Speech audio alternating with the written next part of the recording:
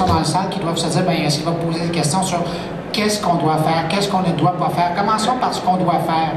Vous avez dans vos livres, je les ai parcourus et ça va, là je ne fais pas une blog des livres, ils sont vraiment bons, mais c'est vraiment deux approches différentes. Il y en a une qui est vraiment entreprise, l'autre peut concerner des individus propres, quoique des travailleurs autonomes, on va probablement en retrouver autant dans les deux.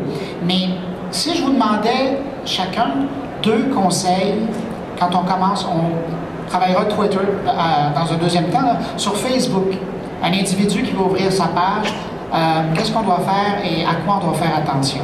2 conseils chacun. Le premier conseil que je donne tout le temps est celui de se préparer d'avance, de réfléchir à ses objectifs, de penser à ce qu'on veut y faire et ce qu'on veut en retenir. Il n'y a pas de règle parfaite, mais entre autres choses, un des conseils que je peux donner, c'est quand on est une marque ou quand on est une entité, une personne qui a quelque chose à promouvoir, c'est de ne pas juste faire toujours de l'autopromotion.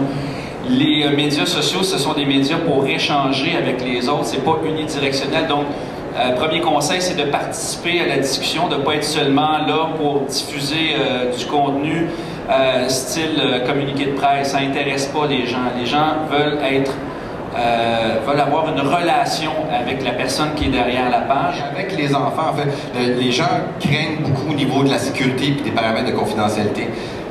La première chose, c'est, oui, on peut, dans le merveilleux livre qu'on a ici aussi, on en parle, mais le petit truc, c'est allez-y souvent, parce que Facebook sont bien crasses.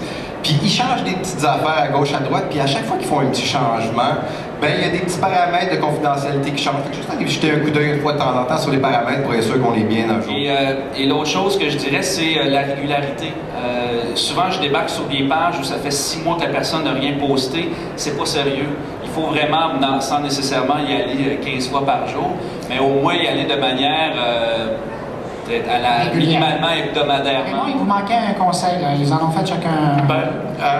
J'avais parlé sur Facebook. J'avais parlé de la régularité et c'est effectivement pourquoi je parlais de l'idée de se préparer, de préparer des contenus, parce qu'effectivement, comme le disait Dominique, il faut donner pour recevoir sur Internet. Quand on décide de se positionner sur les réseaux sociaux, il faut comprendre qu'on parle effectivement de conversation, d'échange, de communauté, de collaboration. Donc, il faut préparer d'avance les contenus qu'on va publier, qu'on va mettre sur ces pages-là, de manière à respecter son image de marque et être en mesure de pouvoir garder un air, une régularité.